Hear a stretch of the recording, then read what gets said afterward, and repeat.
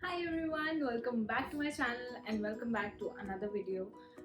Today I'll be ranking all the books that I've read till the last time I talked to you guys about books. It's been a while. I think it's been 2 to 3 months since I discussed the books I am reading, so I thought, what is a better way than to rank them so you know what my opinions are.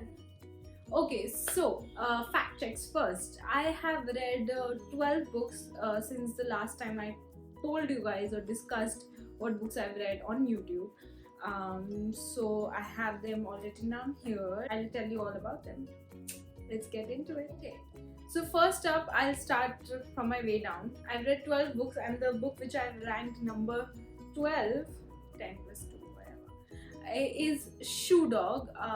It's a memoir by the founder of Nike, and I don't know, is it how it's pronounced? I hope so. Anyway, so yeah, even though it's widely popular and a lot of people praise it, and I loved the first half of it, but after that, it really took a lot of strength to keep reading it, and I felt it's not something I want right now in my life, so I can let go of it.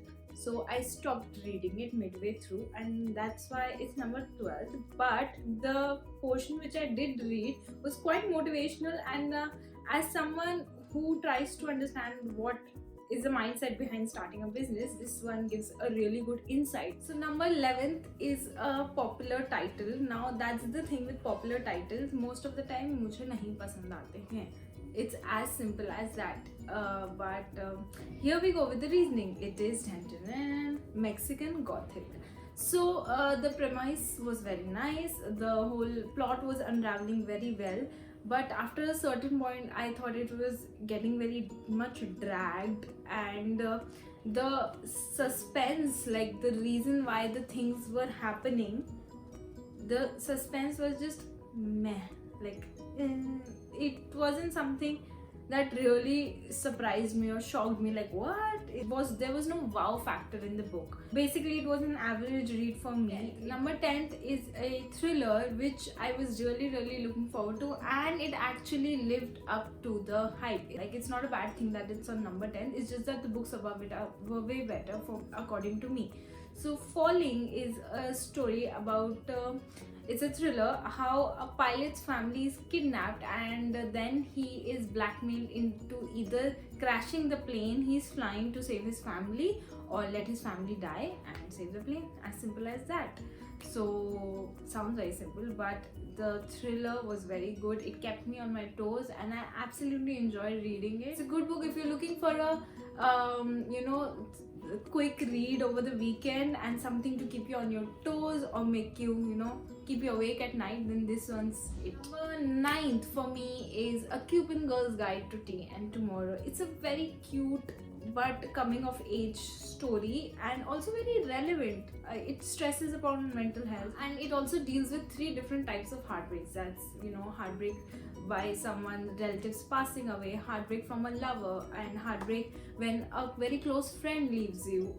So it deals with these 3 things primarily, but the author explores mental health, how the protagonist finds herself in a very different location from which she has grown up in.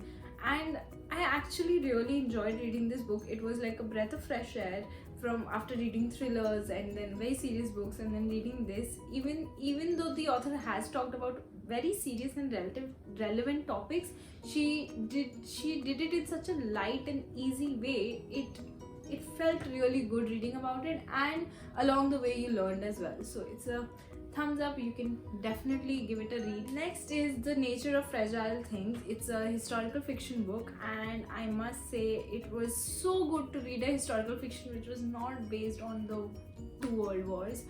I think we have exhausted literature on especially the Second World War, but okay, anyway.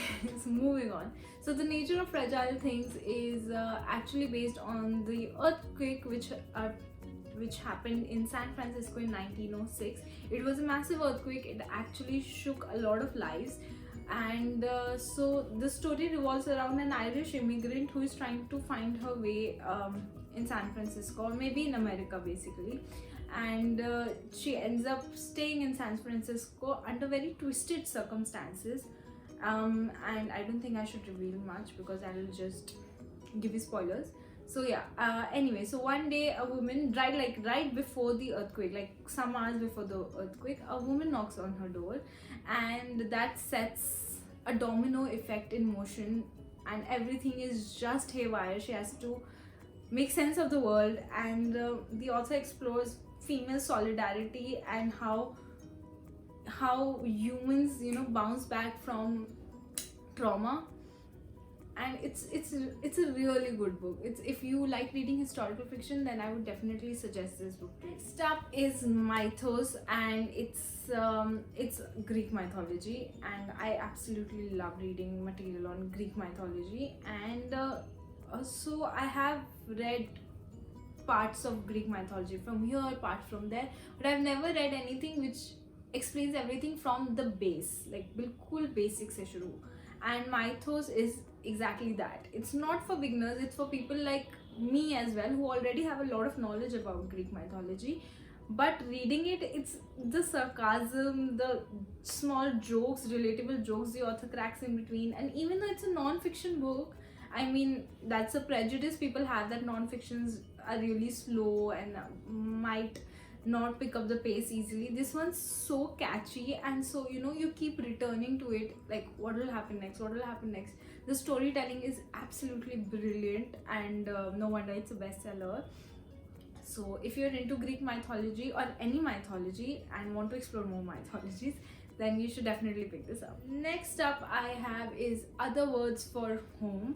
It's, the book is written in verse, which basically means it's in poetry. Like, it's a story, but it's broken down in mini poems, like mini poems. And it's about immigration. It's how war enters your country, and in the book it's Syria, and how they have to move, but part of their family moves, and not, because obviously money, visas and everything is a factor which has to be factored in. So it's a reality check. This book is very easy to read since it's written in verse, so it's very quick as well. And I don't know, I sometimes, these books just make you feel how privileged you are, and you really should do more for society. And it's a hard-hitting book. It's about finding yourself in a new country, in a new place. If you're somebody who has moved away from home, I think you will relate it to as well. So yeah, another book which I absolutely love. So now we've entered the top 5 books. The 5th book is again a thriller. I sure do read thrillers quite often. Is House of Hollow. So if you have seen my video, the books I'm excited for this year, House of Hollow was the first one, and I must say it actually lived up to its hype. It's a brilliant book, but I will not suggest it just for people who read thriller books. It has a lot of fantasy elements into it, and if you are somebody who dislikes fantasy, don't pick it up, because you will be like, what is this happening, this is not possible, sort of. So yeah, I absolutely enjoyed reading it. I think I finished it in a day or so, because I couldn't keep myself from knowing what will happen next. And I think usually I'm very good at predicting what will happen, but this book was so twisted.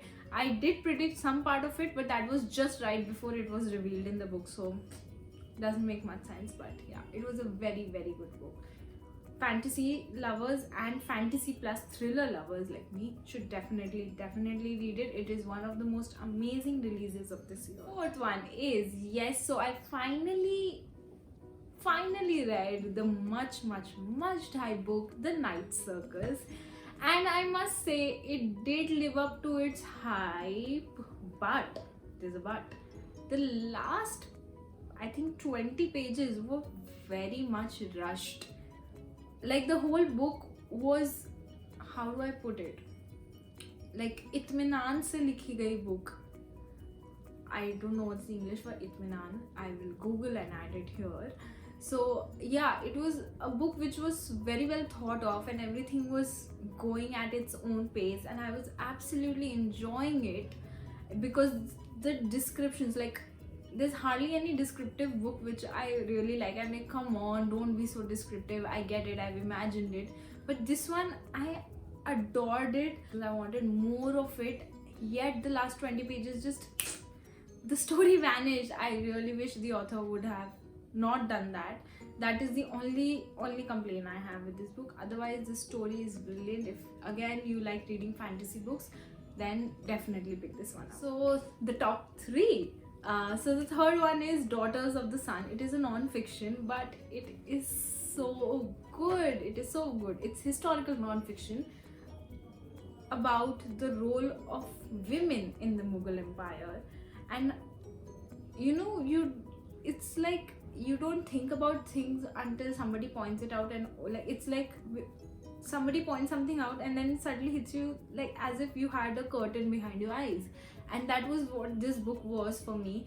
I mean, I have read so much about the Mughal Empire, again being a history buff. I have read so much, but it never occurred to me that there is so little about the women of the Mughal Empire out there. So reading this book was a big eye-opener, and yeah, it's very, again, something that we should not let go of. I always say this, that we should learn from our history. So yeah, this book stands true to that. The prose is absolutely brilliant. Like it just flows like a river. You just want to keep reading. The author has made sure to end every chapter at such a sentence that you would automatically want to pick up and read the next chapter. It's that intriguing. So if you're somebody who likes reading about history and also is okay with picking up non-fiction books, then this one's for you. This was a very tough spot to choose, but here we go. I think both of these books, which I'm saying 1 and 2, are actually on the first position itself. There is no 1 and 2. So the 2 books which I'm going to talk about now are, big reveal, these are the top ones, is The Stationery Shop of Tehran, and also known as just The Stationery Shop, and The Silence of the Girls. About Silence of the Girls first. So as a kid, when I watched the movie Troy, there was just one character which I absolutely adored, and that was Briseis, or Briseis. I'm not sure about the pronunciation. So yeah, I absolutely adored her, and then I kept reading. That's what got me hooked into Greek mythology, to be honest. And then I kept reading Greek mythology material, and I read a lot, yet there was so little about Briseis. So when I got to know that there's a book specifically from her point of view, I was crazy. I really wanted it, and this was 2 years back. But at that time, getting imported titles in India was very expensive, and I couldn't get my hands on it, and I didn't read ebooks. So cut to 2021, when I finally got my hands on it at a very reasonable price and import titles could be imported. I finally read it, and it was everything I wanted and more. I mean, it's such a brilliant book. The author has explained, you think this book is just about the Trojan War. It's not. It's actually about war in general, how women are exploited, what their position usually ends up being. It's just a story about a war from the point of view of women, and it is again very much an eye-opener, and I absolutely enjoyed reading it. Again, the prose is so good, you just want to keep turning pages and want to keep reading, and it was like a movie in front of my eyes. Like, my imagination has never been a very strong point of mine, but reading this book, it felt like the whole movie of a war and everything is going on in my brain, and I love this book. If you are even minutely into mythology and Greek mythology, then pick this book up. Like, genuinely pick this book up, because all the reading material you have is obviously from the point of view of a third person or from men. So we do need a voice for women in every field. So this one's for the Greek mythology field. Do pick it up. Okay, so the next one, which I absolutely loved in the past few months, is The Stationery Shop. It is such a beautiful book. It is such a lovely book. It is again history. It's on the lines of war in Iran, and it is there, but it is also about the individuals and how their life gets affected. So now these two protagonists are living in a politically tense situation in their country, which escalates, and eventually one of them has to leave the country to build a future for themselves. Their love story is not like it's not the dominant part. The author has made sure that it is a subplot and it's subtly there, and that's what I love. That's the brilliance of her writing. I mean, everything is a subplot. There's nothing dominant, and that's brilliant because here you're reading about the political tensions rising. Here you're reading about their romance, and then also you're reading about how the individuals are coping. One is still in that war-torn country and how his life is turning out to be. The other one has to moved to a foreign country and how her life is going on. There are so many factors, how they are away from their families, how they have grown up as teenagers, they fell in love, but now they've grown up, how they're coping, how they're, you know, how they're separate from their own families as well, and how they're working it out. I mean, it's just sheer brilliance in writing. I mean, the hands down I would recommend this book to anybody. And also I think it was a big or huge plus point for me was the food which the author has described in the book. Food is a major part of this book, and she describes it so well. I really feel sometimes I should just pick up, Google these recipes and confirm that these are all fine and just make them myself. So since I'm a big foodie, it might have been a huge influence on me. Like, these are the 12 books which I have read in the past few months, and I have ranked them. I hope you guys pick up some of these books, and don't forget the drill: subscribe, like, share with your friends, and that's all. Bye.